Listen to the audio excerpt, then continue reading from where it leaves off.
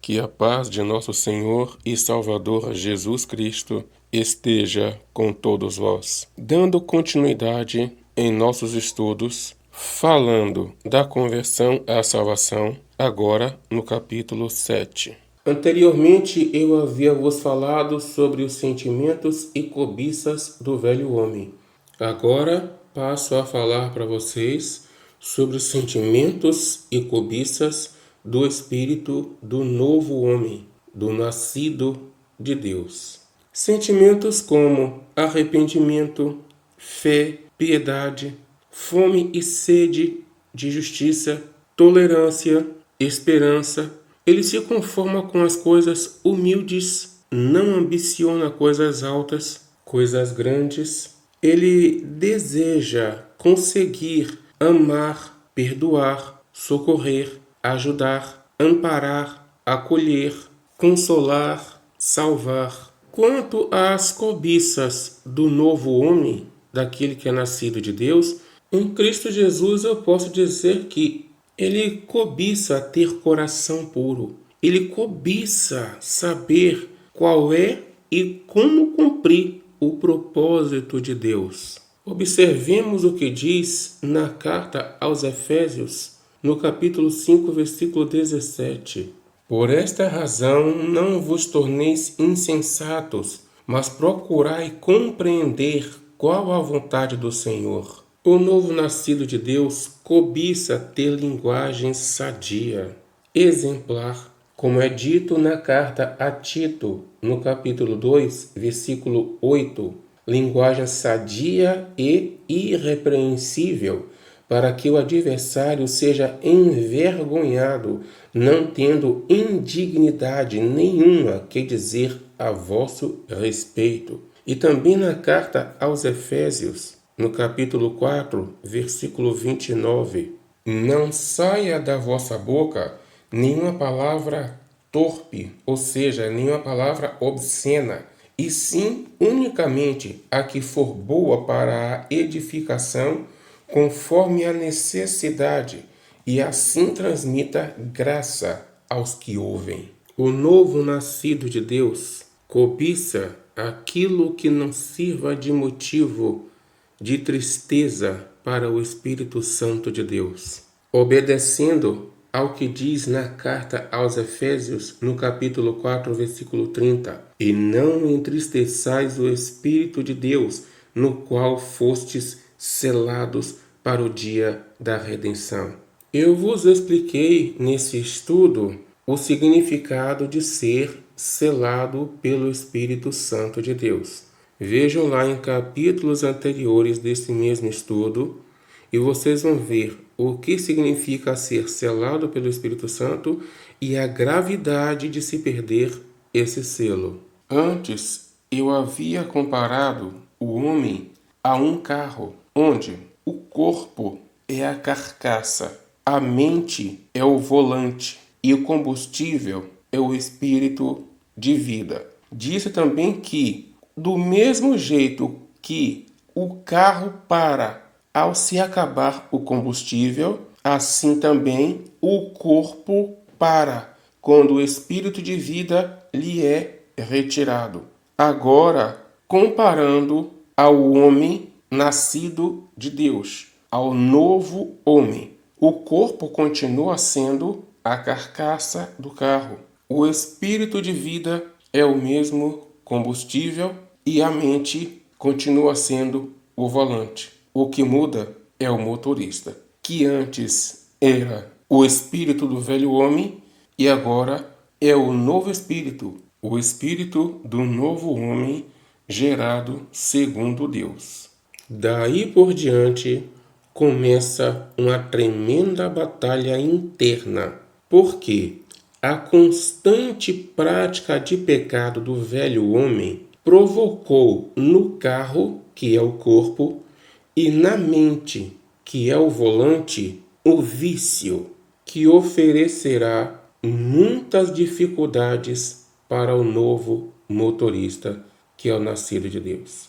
O novo nascido de Deus irá encontrar muita dificuldade para conseguir manter o carro no caminho reto. Quem dirige carro sabe o quanto é difícil manter um carro em linha reta, estando ele com volante folgado, sem balanceamento, desalinhado, um pneu mais gasto do que o outro, um pneu diferente do outro, vício na suspensão, na barra de direção e vários outros mais. Quem já tentou dirigir um carro assim sabe muito bem do que estou falando, do quanto é difícil pegar um carro assim e conseguir mantê-lo na direção reta, no caminho correto. O apóstolo Paulo, na carta aos Romanos, capítulo 7, versículo 20, ele nos fala um pouco da dificuldade que ele teve para conseguir manter esse carro, que é o corpo e a mente, na direção reta, e que em algumas vezes ele não conseguia, porque não faço o bem que prefiro, mas o mal que não quero, esse faço. Mas se eu faço o que não quero, já não sou eu quem o faz, e sim o pecado que habita em mim. Esse conjunto de imperfeições, a que podemos chamar de vícios, é a que forma o exército do velho homem, a carne. Vejamos o que diz na carta aos Gálatas, capítulo 5, versículo 17. Porque a carne milita contra o espírito, e o espírito contra a carne, porque são opostos entre si, para que não façais o que porventura seja do vosso querer. Observemos que está escrito espírito com letra maiúscula, o que significa dizer, porque a carne milita contra o Espírito Santo, e o Espírito Santo milita contra a carne, porque são opostos entre si, para que não façais o que porventura seja do vosso querer. Nascer de novo é sempre renegar as próprias características de velho homem, ou seja, é não aceitar em si mesmo algo que lhe caracterize como velho homem. Como diz na carta aos Efésios, no capítulo 4, do versículo 1 ao versículo 3 e do versículo 17 ao versículo 20. Efésios 4, do 1 ao 3 diz assim: Rogo-vos, pois, eu, o prisioneiro no Senhor, que andeis de modo digno da vocação a que fostes chamados, com toda a humildade e mansidão, com longanimidade, suportando-vos uns aos outros em amor, esforçando-vos diligentemente por preservar a unidade do Espírito no vínculo da paz. Observem que esse Espírito está escrito com letra maiúscula, o que significa dizer esforçando-vos diligentemente, empenhadamente, por preservar a unidade do Espírito Santo no vínculo da paz, ou seja, aquilo que nos une à paz, que nos liga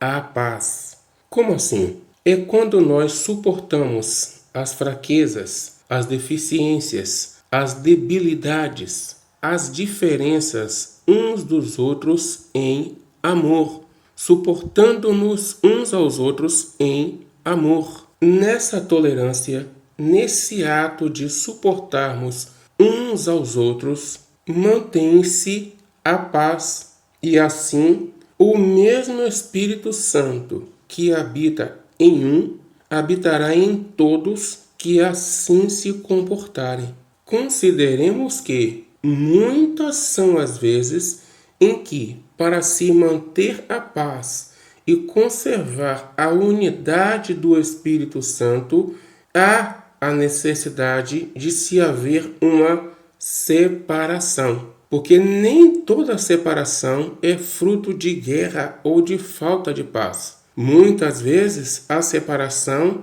é exatamente para se manter a paz e não haver guerra. Muitas vezes a separação é por bom senso. Por exemplo, o apóstolo Paulo se separou de Marcos, de Barnabé, de Pedro e dos demais apóstolos. É porque Paulo estava sendo hipócrita em escrever isso e ele mesmo não praticar? Não. Foi questão de bom senso. nós devemos entender o seguinte: Paulo estava separado de todos esses porque não podia andar junto com eles. Não havia consenso entre eles. Porém, havia o mesmo Espírito em Paulo, em Barnabé, em Marcos, em Pedro e nos demais apóstolos. Por quê? Porque havia o vínculo da paz entre eles. Paulo não tinha concordância de pensamento com os demais, se afastou de cada um deles e Paulo, depois da sua morte, teve a concordância de todos eles. Ou seja, todos eles que discordaram de Paulo, depois que Paulo morreu, passaram a admitir que Paulo que estava certo. Porque em um território, tanto no meio animal como no meio humano, não pode haver mais de um macho dominante. O que acontecia com Pedro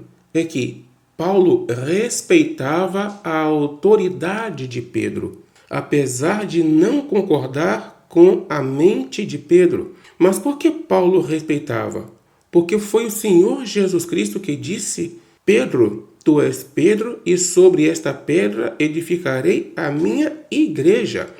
Então, Paulo, em reverência à autoridade que o Senhor Jesus Cristo deu a Pedro, Paulo respeitava a Pedro, porque toda a igreja de Cristo, seja Paulo, seja Barnabé, seja Apolo, seja quem for que pregar o cristianismo, toda a igreja de Cristo está edificado sobre esta pedra chamada Pedro. Então, Paulo entendia que Pedro era, abaixo do Senhor Jesus Cristo, a autoridade maior.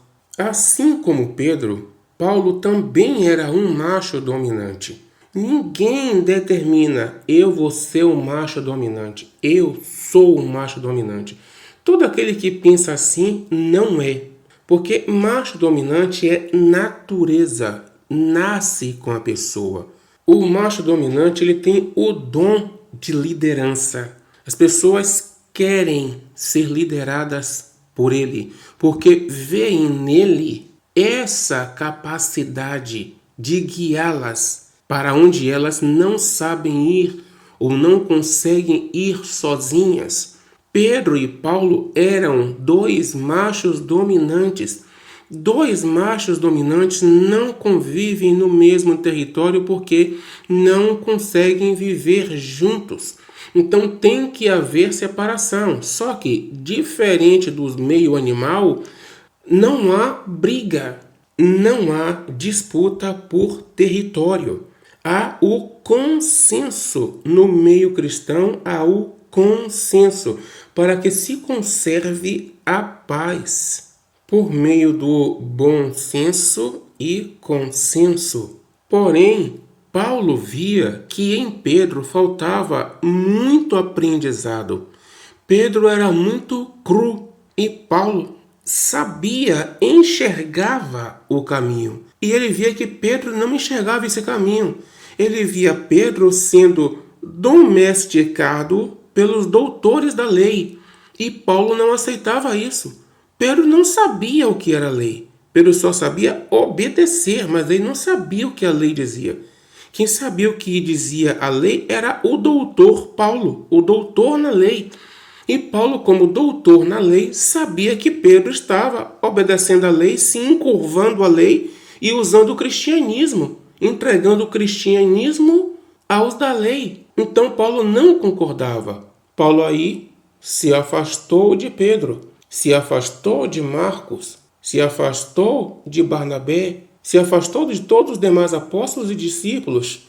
Teve épocas de Paulo andar sozinho, porque não achava quem concordasse com ele, a ponto de o próprio Paulo dizer: estou velho e todos me deixaram só. Mas nem mesmo a solidão o convencia de que ele estava errado.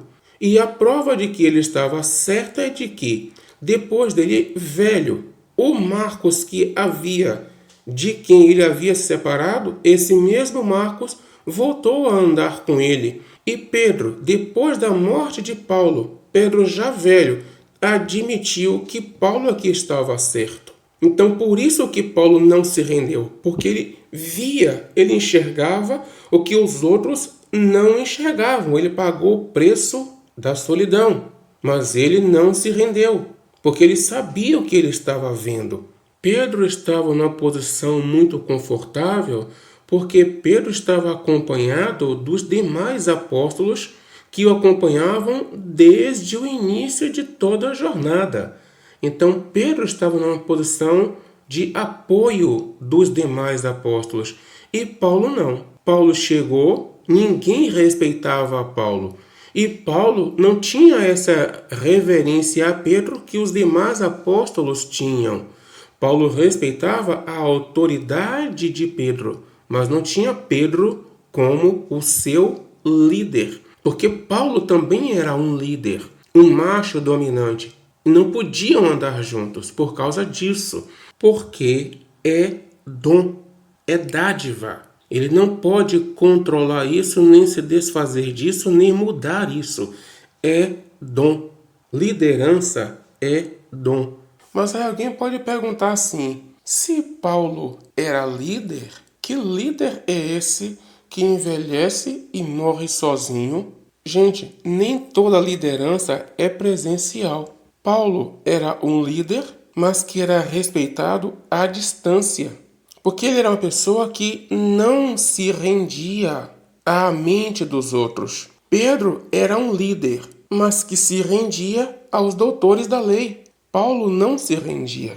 Por isso ele envelheceu só.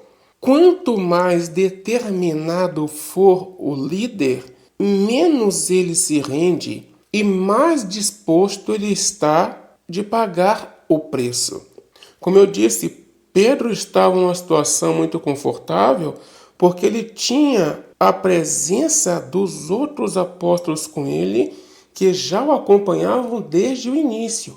Mas se Pedro tivesse a determinação de Paulo, talvez os demais apóstolos tivessem se afastado de Pedro também.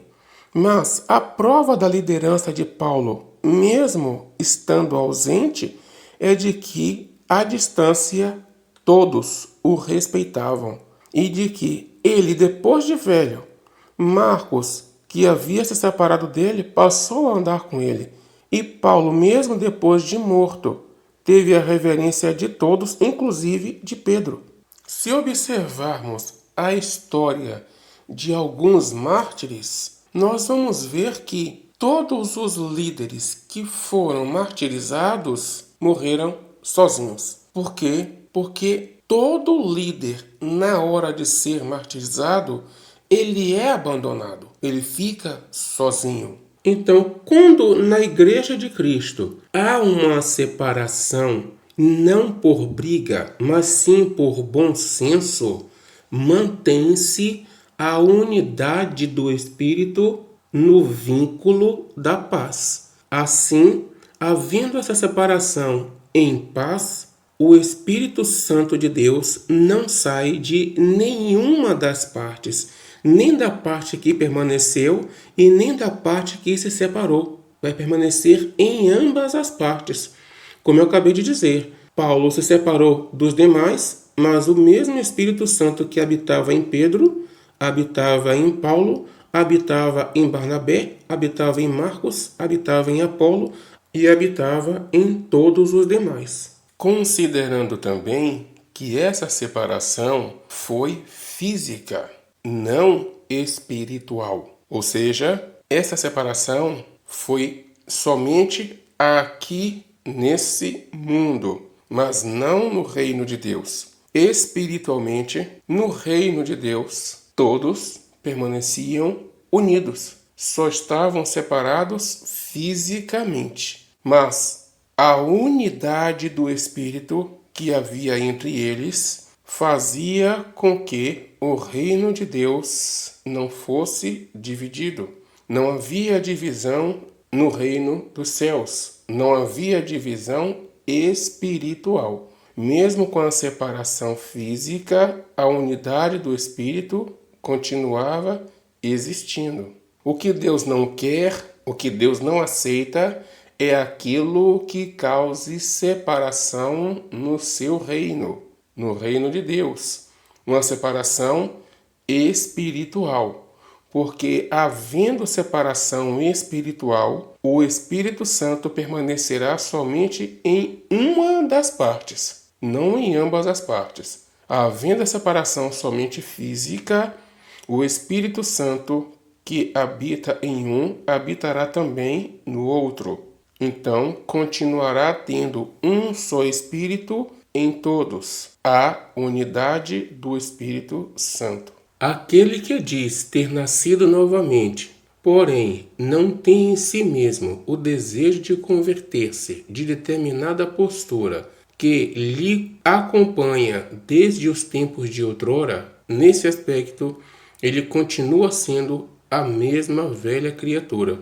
Vamos ver o que diz na carta aos Efésios, no capítulo 5, versículos 15 e 16. Portanto, vede prudentemente como andais, não como nécios, mas sim como sábios, remindo o tempo, porque os dias são maus. Quando ele diz remindo os tempos, ele está dizendo o seguinte: recupere o tempo que você perdeu nessas práticas de pecado. Recupere agora esse tempo vivendo de maneira sábia em Cristo Jesus. Isso significa dizer que, quando o novo nascido de Deus percebe em si mesmo algo que lhe caracterize como velho homem, ele, além de não aceitá-la em si mesmo, ainda vai correr para tentar recuperar o tempo que havia perdido